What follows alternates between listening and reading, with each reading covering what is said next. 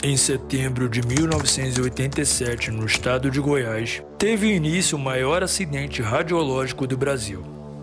A fonte causadora do desastre foi um aparelho de radioterapia deixado em uma clínica desativada. O equipamento foi encontrado por catadores e levado para um ferro velho.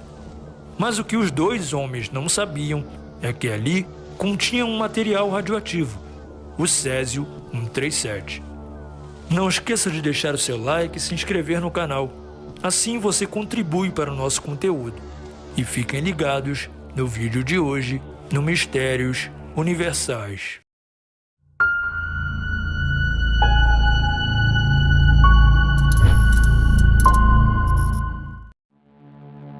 Em 13 de setembro de 1987, nas antigas instalações do Instituto Goiano de Radioterapia, no centro de Goiânia, encontraram um aparelho de radioterapia abandonado, que imaginaram que poderia ser desmontado para separar as partes de metal e chumbo com a intenção de vender. Dessa forma, removeram a máquina com a ajuda de um carrinho de mão e levaram ela até a casa de um deles, onde ficou por 5 dias, com eles separando as partes que achavam interessante. Após desmontar boa parte da tal máquina, os homens levaram as peças que não eram de seu interesse para Devair Alves Ferreira, dono de um ferro velho na cidade. Sem nenhuma informação ou ideia do que era aquela máquina, Devair desmontou o que chegou no estabelecimento, expondo ao ambiente 19,26 gramas de cloreto de Césio-137, um isótopo com a aparência de um pó branco, mas que no escuro brilha numa cor azul radiante. Quando ele viu aquele brilho azul emitido pela substância, ficou tão encantado que resolveu exibir a seus familiares e amigos aquele incrível pó. Sem noção do que era aquilo, todos acreditavam estar diante de algo sobrenatural. Devair, então, viu sua casa se transformar em uma espécie de atração para a vizinhança, recebendo constantes visitas. Afinal, todos daquela região queriam apreciar aquele pó mágico.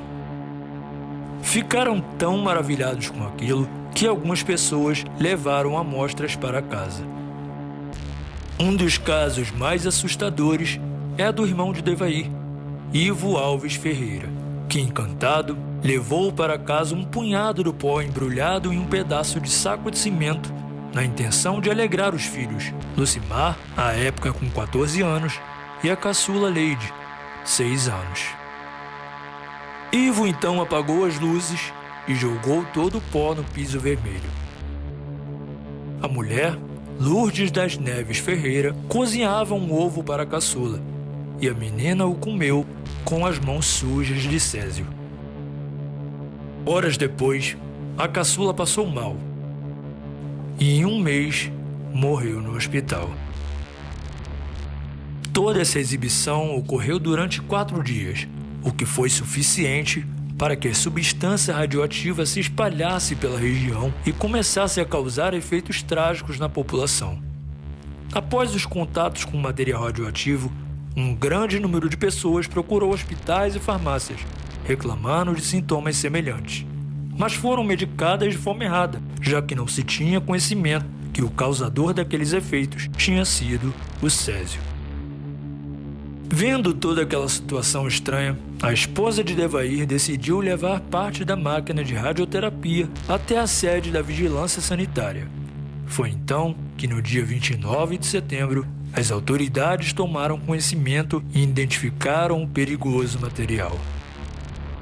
Com a ajuda do físico Walter Mendes, solicitado pelos médicos sanitaristas para avaliar a contaminação radioativa, constatou-se que havia índices de radiação muito elevados no bairro em que ficavam o Ferro Velho e a vizinhança de Devair. Diante de tais evidências, ele acionou imediatamente a Comissão Nacional Nuclear, a CNN.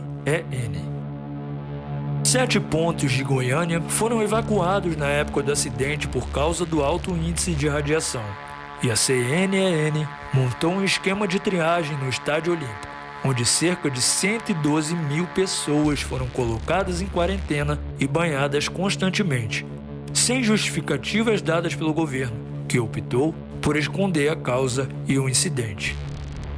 Cerca de 6.000 toneladas de lixo radioativo foram recolhidas na capital goiana após o acidente.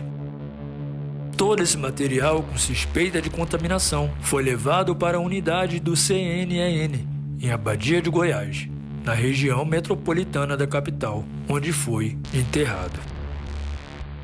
Agentes da comissão, policiais e bombeiros também ficaram encarregados de destruir os utensílios e objetos pessoais das pessoas que tiveram contato com o Césio-137, uma vez que esses estavam contaminados.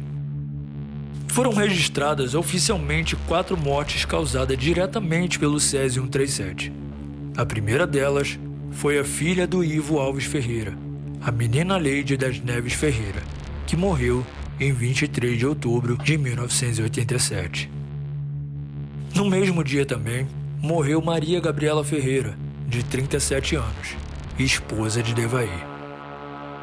As 4 vítimas que morreram no período mais crítico do incidente foram enterradas em caixões lacrados de fibra de vidro revestidos com chumbo, para evitar contaminar o solo e os lençóis freáticos com a radiação. As outras vítimas, apesar de terem sobrevivido, acarretaram diversos problemas de saúde por conta do contato com a radiação. O irmão de Devair e de Ivo, Odesson Alves Ferreira, também foi uma das vítimas da tragédia. Motorista de ônibus à época, ele sobreviveu ao ocorrido, mas enfrenta anos de sofrimento e preconceito por causa das lesões nas mãos. Devair e Ivo sobreviveram ao processo de descontaminação, mas nunca mais conseguiram seguir a vida em frente. Devair, com o peso da culpa, passou a beber demais e deixou de cuidar dos problemas de saúde. Morreu com cirrose hepática e complicações oriundas da radiação. Ivo, também em depressão com a morte da filha, passou a desenvolver algumas manias, como cortar papéis. Em um ponto de sua vida, tinha o hábito de fumar até 6 carteiras de cigarros por dia. Morreu em 2003, vítima de enfisema pulmonar. Com a morte do marido, Lourdes passou a viver sozinha em uma casa em Aparecida de Goiânia. Os moradores da área afetada sofreram com amputações, tumores e doenças graves como o câncer, e por anos sofreram muito preconceito, já que foram vistos como contaminados. Em 1996, 3 médicos responsáveis por terem abandonado a clínica com um aparelho de radioterapia, mais um físico e o dono do prédio, foram condenados por homicídio culposo, com pena de 3 anos e 2 meses, em regime aberto. O ocorrido em Goiânia é considerado o 2º maior acidente radioativo da história, atrás apenas do acidente na usina nuclear de Chernobyl, em 1986, na Ucrânia. Para continuar apoiando o nosso conteúdo, compartilhe com os amigos. E até o próximo vídeo do Mistérios Universais.